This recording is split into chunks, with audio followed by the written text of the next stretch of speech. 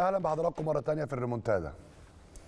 النهارده كان اليوم الثاني للجمعيه العموميه العاديه لمجلس اداره او لاتحاد الكره المصري اللي ما اكتملتش الحقيقه او نصابها لم يكتمل. امبارح كان اليوم الاول حضر 28 نادي والنهارده حضر 8 انديه، وده معناه في لائحه اتحاد الكره ان يعني بيترك الامر او تترك مناقشه ميزانيه اتحاد الكره لمجلس اداره الاتحاد. والنهارده معانا مستندات خاصه للريمونتادا لتفاصيل ميزانيه اتحاد الكره وما له وما عليه خلال السنه الماضيه. وزي حضراتكم ما انتم عارفين يعني ان السنه بتبدا من يعني 30 يونيو او 30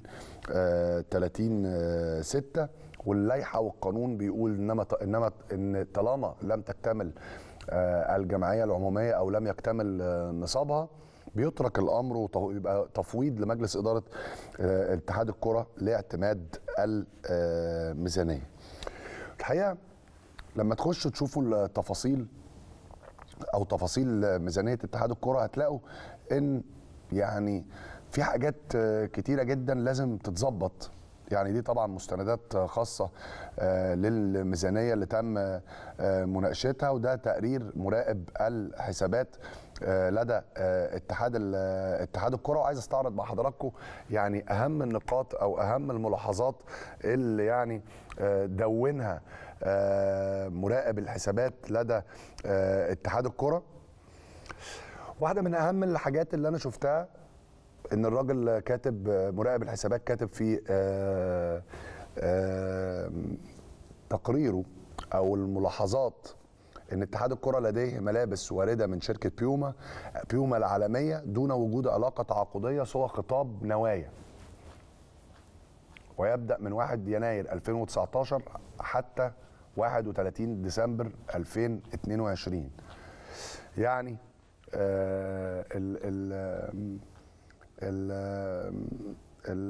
لم يتم موافقتنا بمصادقات على كافة أرصدة الحسابات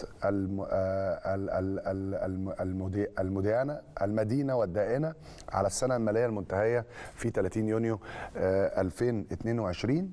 دي أهم الملاحظات اللي دونها المراقب المالي أو مراقب الحسابات لاتحاد الكرة. اتحاد الكرة عليه ديون 451 مليون، مستحقات 451 مليون جنيه حتى 30 يونيو. دي المستحقات الغير محصله. يعني اتحاد الكره ليه عند جهات مختلفه حوالي 450 مليون جنيه. طب ايه تفاصيل ال 450 مليون جنيه دول؟ هنقولها لحضراتكم. اوصى مراقب الحسابات بتحصيل تلك المديونيات المستحقه للاتحاد، خصوصا المتوقفه والمرحله منذ اكثر من فتره ماليه. يعني في مستحقات بقى لها اكثر من فتره ماليه لدى بعض الجهات تجاه اتحاد الكره. تفاصيلها في 179 مليون جنيه على شركه بريزنتيشن مستحقه يعني لدى بريزنتيشن. في 10 مليون جنيه على المجلس القومي للرياضه. دي الفلوس دي من زمان قوي، الفلوس دي مرحله لان ده اتلغى اساسا. في 6 مليون جنيه على وكاله الاهرام للاعلان، دي برضه هتلاقيها قديمه جدا. 4 مليون على القنوات الفضائيه. 31 مليون جنيه وكاله برومو اد، دي من 2012. الشركه دي قفلت على فكره، خلي بالكم دي ارقام كلها المفروض ان اتحاد الكره يحصلها من الجهات دي. تخيلوا الفلوس دي مستحقه من 2012. وفي 167 مليون جنيه ديون الانديه والهيئات الرياضيه اللي احنا كنا كلمنا حضراتكم عليها، اللي هي بقى توثيق عقود اللاعبين وكل الكلام ده. مليون جنيه شركه اربو لخدمات المحمول، ديون مرحله منذ اكثر من عام مالي 15 مليون جنيه، ويوجد احكام قضائيه بشانها. دي يعني تفاصيل ميزانيه اتحاد الكره والديون اللي المفروض يعني اتحاد الكره يحصلها. الديون المستحقه بقى، يعني الفلوس اللي على اتحاد الكوره 517 مليون جنيه اجمالي الديون اللي على اتحاد الكوره. تفاصيلها 16 مليون جنيه ديون على الاتحاد للانديه والهيئات الرياضيه. ضرائب 87 مليون جنيه. رسوم تنميه موارد 169 مليون جنيه. دي تفاصيل ال 517 مليون جنيه اللي على اتحاد الكره اللي المفروض اتحاد الكره يدفعها. ما كانش فيه اي حاجه في بيان الاتحاد، يعني موقف القضايا المرفوعه من وعلى الاتحاد حتى 30 يونيو 2022 واحتمالات الكسب والخساره لكل قضيه، وبالتالي لا يمكننا تحميل قيمه الالتزام على الاتحاد.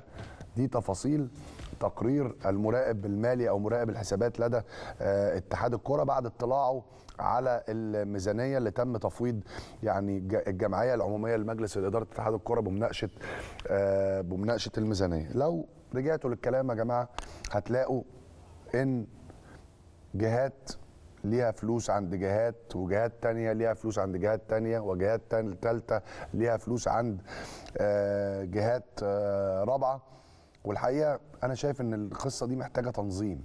خلي بالكم اتحاد الكرة اللي شغال دلوقتي هو مظلوم في الميزانية دي، لأن في جزء منها مش عنده، في 6 شهور مش بتاعته، ولكن كل الناس بتحاول تحصل من كل الناس زي ما يعني كلنا عايشين حياتنا. الناس كلها عايشه حياتها ليها فلوس وعليها فلوس، بتحصل وبتورد.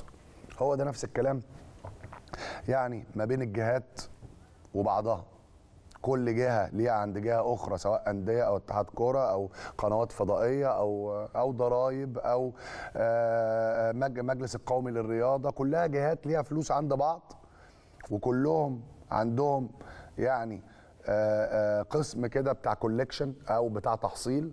كلهم بيخاطبوا بعض وبيكلموا بعض،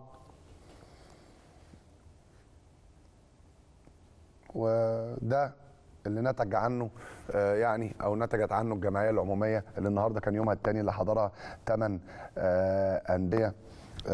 أندية فقط. ومع أمام حضراتكم يعني تفاصيل للميزانية في يعني طبعا الورق ده يعني مستندات خاصة لبرنامج الريموتادا. الأندية يعني تنازلت عن حقها في مناقشة الميزانية طبعا بعدم الحضور. وده اعتقد ان هو كان متوقع، يعني كان متوقع ان نصاب الجمعيه العموميه لا يكتمل. اعتقد ان هو كان متوقع، او مجلس اداره اتحاد الكره كان متوقع الكلام ده. لكن هنشوف يعني كل الناس ليها جهات عند بعضها، ليها فلوس عند بعضها، وهنشوف ايه اللي هيحصل في الفتره اللي جايه.